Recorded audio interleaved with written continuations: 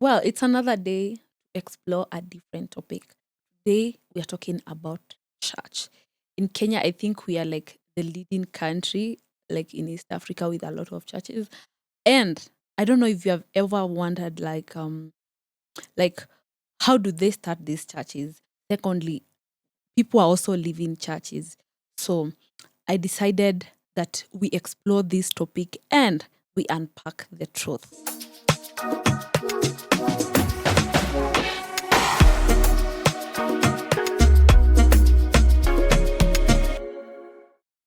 What's up, guys, and welcome to another episode of the Dialogue Dive Show. And you definitely know this show, we always bring the best. And today I have an amazing speaker, an amazing, what can I call him? He's a pastor, of course. Secondly, um, we were once schoolmates. Mm-hmm. Shocking. That person is none other than Pastor Israel Damani. Welcome to our show. Thank you so much. How do you feel?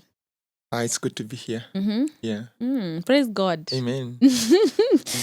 Like, let me start like this. All right. Like, what really, we schooled together, right? What really inspired you to be like a pastor at this age?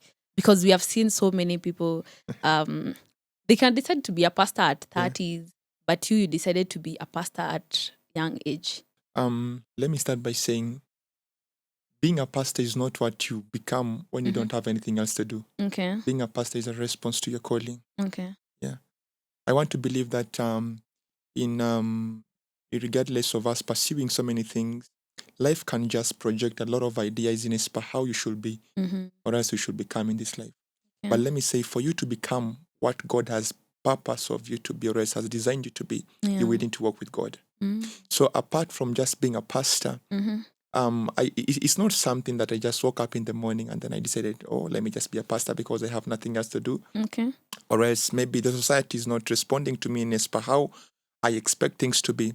But I just found myself responding to God's call. Yeah.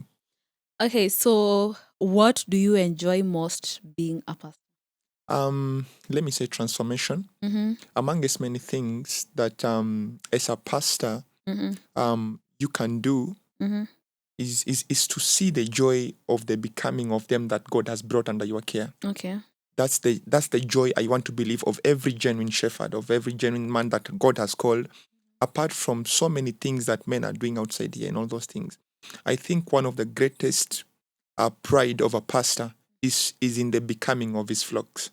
Yep. So if you are not like a pastor today, Yeah. which other thing or maybe career would Of course, I will be in business. you? I will be in business, and the other thing I've also desired to do in life is that I believe at some point in my life I had a very serious war with my parents because at some point they wanted me to join in Kenya Navy, I which remember. was which was in it was in me at some point, but I said no. Okay. God is trying to navigate my life into something else, Okay. something different. Yep. So let me ask, what's one thing that people have a misconception about the church? Let me say, especially in the era that we are in, people they are terming the church in a business center based on the so-called many things that have been happening in the church. And I want to believe that it is not something that is just beginning in our days. These are things that were before, even in the days of Jesus. I remember there's a scripture that whereby Jesus came in one of the scriptures, and Jesus drove away every businessman out of the church. Because at some point he said, my house shall be called the house of prayer, not the den of robbers and all those things and so on. So it's a culture that began long time ago. It's not something that was just invented in our days and so on and on. It's something that began in the days of old. So it's like a pattern. So people, they have bought this mentality that the Church of Christ until the days we are in is that it's a business site based on the few ignorant and robbers that we have. But even in the midst of all those things, I want to believe they are still genuine churches. They are still genuine men of God. Okay. Yeah. Another question is you have talked about misconception. Yep. One thing is that there are a lot of churches in Kenya. Yep. Right now, it's like you can see just a shop, it has a church inside everywhere. Like everywhere you go, you find churches. Is it that everyone can just wake up and say, oh, I have a call, I can start a church? Mm. Or is this that some people, they don't follow the right procedure to like know how you should start a church at this point, and also know that you just can't open a church Mm. just for fun or to make money, and they just feel like people are misusing the opportunity of, in Kenya we have the right of I see. yeah. That's a good question. Let me start by saying this. A church is not what you do when you don't have anything else to do. Yeah. A church is not what you go for when any other thing is not responding in your life. Unazungu. It's a divine calling. Mm-hmm. It's something that God has to mandate you. Mm. Because when you go for a church in the name of I have nothing else to do, then sooner than later the cracks will begin to show. Yeah. So it's not like it's something that you just go for when nothing else is working. Otherwise, we have seen people closing down their churches because you can fake so many things in church. You can fake so many miracles. You can fake a lot of things. But one thing you cannot fake is the fruits. Okay. Yep. But there are like fake prophets in Kenya. There. Fake prophets are there, of course. In the midst of an original thing, there is always a counterfeit because the enemy will always tend to counterfeit that which was before. Yep.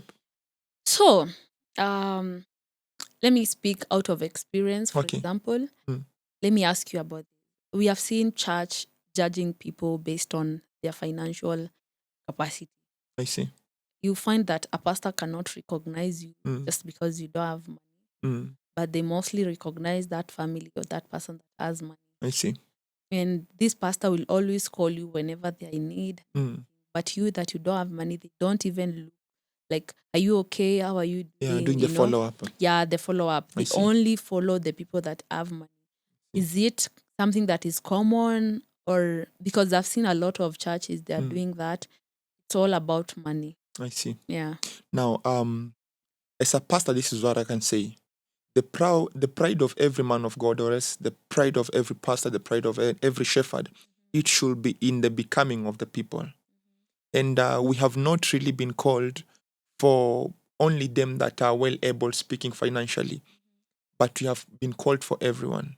Because after all, the soul of a human being is way more precious than finances. Because all these things we are contending for, all these things we are looking for, we came on the earth without them. And we need to admit that we will live here without them.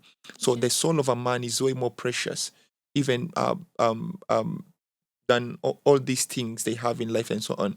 So I want to believe we should be more way concerned with the spiritual growth of human beings, of them that God has called under our care, of them that God has called for us to lead them, to be an example to them, instead just of selecting the few that they seem to be financial well able in the church. Okay. So on. There are categories of a few men I want to believe, I have to admit this, that they only focus on them that are well financially able and so on. But that's not the model of the leadership of Jesus. Because once you look at the leadership of Christ and how he was dealing with men, dealing with human beings in the days of old, Jesus was relating with everyone equally, not based on their financial capacity, no. Because we have not just been called to shepherd the rich. What about the poor? Don't they have a heaven to enter? They also have a heaven to enter. They also have a God to call unto. And so these are the people that God has called us for and to shepherd. Yep. Okay. Honestly speaking, so many people have that issue of like the church can only, they care about the rich, and if you are a poor, they don't even want to associate with you. I see. And I feel church has made like they are more into money. I see. Most churches.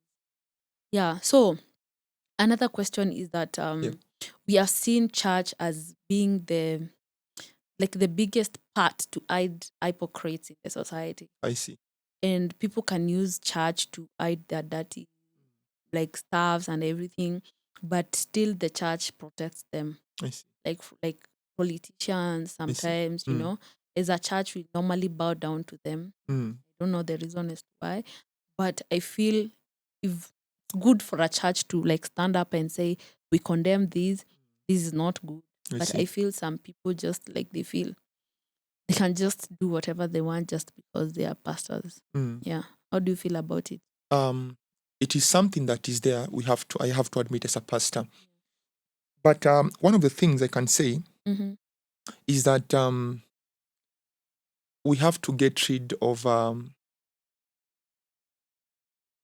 natural appetites. Mm-hmm. If we are to accurately demonstrate God in our days, in our generation, Mm-hmm. then there is a death that we must die to, Mm-hmm. and one of it is financial death. You know, man is a spirit. That's why the Bible calls it a mammon. And if we are not careful to handle it, it will handle us. Yeah. And if as a pastor or as a man of God, we lose the eternal destiny focus, we will abuse the current grace that God has availed for us.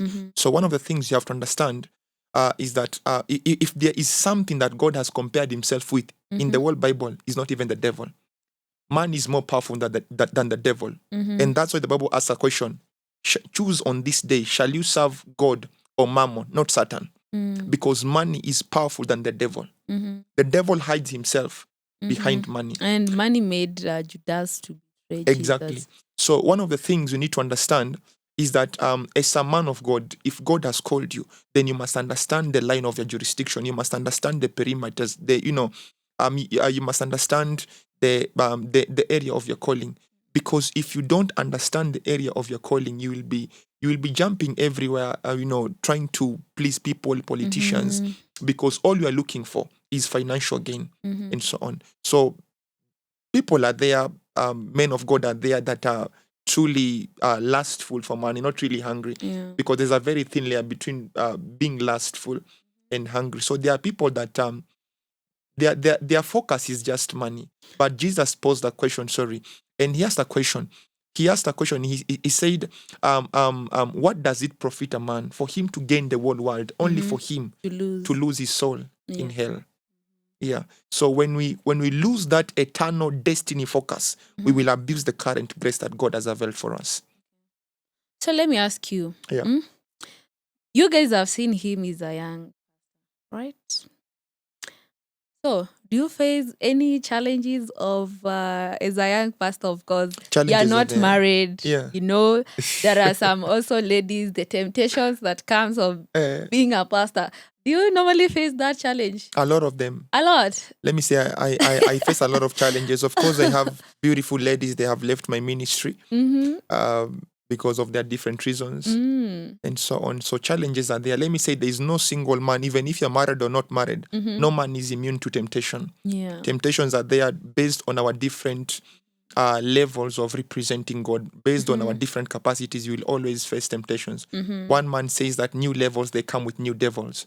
So one of the things that we need to understand as a young pastor, of course, I go through a lot of challenges, financial challenges. I have a lot of young people that are looking unto me, both for financial Family, help, friends. friends, people that are looking up to me for emotional help, spiritual help, financial help, and all those things. Yeah. So challenges are there. Okay. So it's not like you are young, very young. Yeah. I'm older than you. You know that. So the reason is why I asked because there is a pastor who is at 35, 40. But for you, like getting into temptation is like, for example, it's easier compared to an old man that is 40 or 35 because we already know that person is married. Yeah. And sometimes people might fear the pastor is married. Yeah. But for you, you are in that stage of, okay, I might want to look for someone to marry. Yeah. Tell them the qualities of the kind of like that person that you think God has prepared for you. The qualities. Let me say, for me, speaking for myself, when it comes to marriage or else the choice that I'm looking for, I will not look for a pastor. I will not look for an intercessor. Because I don't want to marry a pastor. I don't want to marry an intercessor, someone who prays for 7 hours. someone who prays for Why? 10 hours. I'm looking for a wife, Wife. someone who can mother my children, someone who can teach my children, someone who can take care of my children. Because there are people that are spiritual but are natural ignorant. Yeah, they are spiritual, are intelligent, they can pray for hours. They are just in church always serving and so on. But truly speaking, they cannot take care of their Their families. kids. Yeah, so for The me, neglect. I'm not looking for an intercessor. I'm not looking for a woman of God. I'm just looking for a wife. Guys, you have heard, it's not all pastors they normally want for you to be a prayerful dad and intercessor. You Yeah. can be a normal person. The rest we can You know how manage. to pray. You know how to do the other things, Yeah. like you can go to church, you can worship. Like, it's not a must you know how to sing. Yeah, you can be even out of the key, but still, pastor has loved you. So let's give the men of God a chance when they approach us. Okay? Yeah, that's right. They I normally think, fear sometimes. yeah, I think one of the issues with ladies is that they say pastors are not romantic. Honestly, I don't. I've never They imagined. say men of God are not romantic. You have not met some of us here that truly God has Are helped. you sure you're romantic? God has helped us and He's still helping us. Oh my God. Men of God, they're also romantic. You have heard from him. By the way, he's a very good man of God. You can tell them where you are located, your church, and everything. I'm based in Thika. I do my interdenom meetings in Thika. On an open air ground. It's called Mamangina Garden opposite Madai Supermarket. You're always there every Thursday from 5 p.m. all the way to 7:30 p.m. Yeah. On Sunday services, I've not yet begun my Sunday services. Sundays are based on my Sunday meetings. I go to Life Church Limuru. I'm one of the pastors and also a son and a pastor Tim Wangi. That's where I go to church. Yeah. Mad respect to Mr. Pastor Tim Wangi. He's a good pastor. And I'm happy for you that you are under his care. He's teaching you the good ways and how to run a church. You just did not wake up and decide, I can do it on my own. Yep. Yeah, I know it's very hard. And sometimes I've come to your service. Yep. And it's not easy to pull students, come together, and also, it's very hard. Me nimesomea Thika, but it's very hard to tell students to go to church. Yeah, and sometimes also it's you that is running the church with your own money. Yep. Because students, they don't have a lot of money to spend. Yeah, you're really doing great work. Thank you. Yeah. Thank you. So let me ask, how do you balance your life, your personal life, your family, and now your church work? Because I know that, yes, your dad knows you're a pastor, your mom, your family. How do they feel? At first it wasn't easy. Mm-hmm.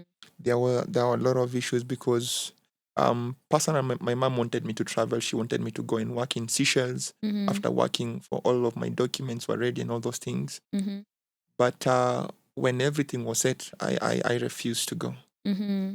On the other hand, probably my dad thought I wanted to remain in Kenya, so he had to look for me an opportunity in the Kenya Navy, but I still refused because I knew there was a calling over my life. So at some point, it was difficult for me to agree with my parents and all those things. But as time goes on, as time moved on, they just realized that it's true. God's calling is over this young man. So they had to release me into ministry. So they are now coming to the terms of agreeing with what I'm doing. They are really supporting me. They are really supportive, praying for me, charging me up to keep on going because they have seen the things that God is doing in and through my life. So do you think that people that pushed you to change your ways back then, they really did a good job? They did. Let me say, I have a very soft spot in my heart for everyone who played every possible role for my becoming. Mm-hmm. I regard a special respect for them. Yeah. I have a special honor for them because if it weren't of them, I wouldn't be where I am.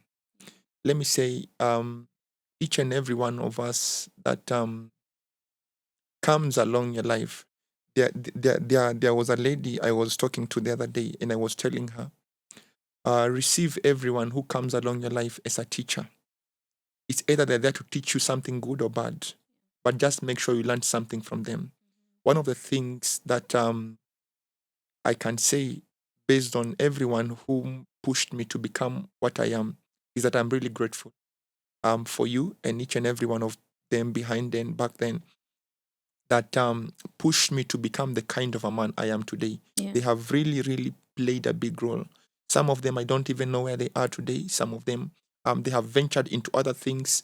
Back then, my CU leaders, I don't know where some of them they are right now, whether some of them they're still serving or they stopped serving. Some of them they already have their own families. Mhm. But what I can say is that those guys they hold a very special place in my heart. Even God knows that. Okay. Yeah, part of the rewards. I want to believe in as much as we say that God is just part of the rewards that God will have to reward me that day.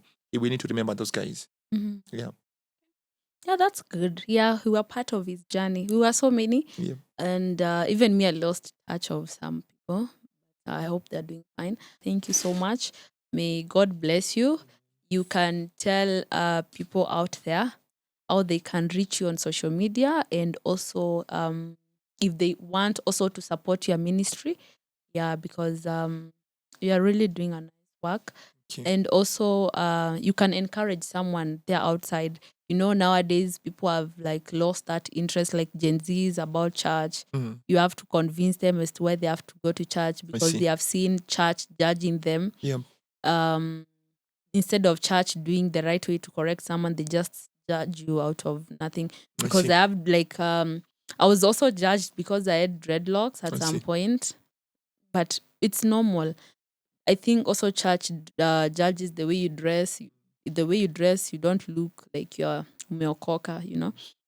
So you can tell them something, so that if they feel left out from the church or they want to come back, they can feel encouraged, and they should remove that misconception about churches. I see. Yeah. What I can say that is that in a midst of false, there is always what is true. Many of us we look at what is happening and we say this is a false prophet, this is a false prophet. But in a midst of false prophet, there are also true prophets. Because one of the things that the enemy is trying to do is to paint that which already God has established. And so church is like a hospital. And anytime one is hurt, you don't run away from the hospital. Instead, you run where the hospital is, because that is where you are receiving help from. And what I can say is that don't run away from church, because that is where safety is. If you are abused or else you are mistreated in one church, then trust me, there are always other churches. Just need to believe in God, pray to God that He will order you into a Bible believing church, into a church that believes in the doctrine of the crucifixion, of the death, the burial, and the resurrection of Christ, and also the Yeah. rapture.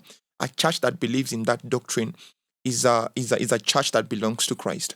So don't run away from church. Instead, go to the church, because the Bible is very clear. It says that in the midst, in a multitude of counsel there is safety. In a multitude of counsel there is safety. So go to church. Don't leave church simply because you felt at some point you were abused or else you are mistreated. There are a lot of good churches outside here. I can tell you as a man of God. Have I been hurt by the church before? Yes, I have. Have I run away from the church? No. Why? Because that is where safety is. That is where there is peace, and so on. So if you are a young person, uh, God is still using young people. God is still helping young people. God will not just save you and then leave you hanging. No, God will save you and He will give you grace to sustain you in salvation. We're in the last days, so hold on that which you have believed in. Hold on the church. Hold on Christ, because Christ is about to return soon. The clouds are about to tear out and see the Son of Man coming back. You want to reach out to us? My name is Pastor Tamani Israel. You can find me in YouTube, Pastor Tamani. You can find me in TikTok, Pastor Tamani. You can find me also in Facebook, Pastor Tamani. My number is 0704 783729. And also you can join us on our Thursdays meetings in Thika from 5 p.m. to 7:30 p.m. Okay, that was it for today. Of course, I'm your host, Natalie AC. So thank you so much for watching. See you guys next time. Bye bye.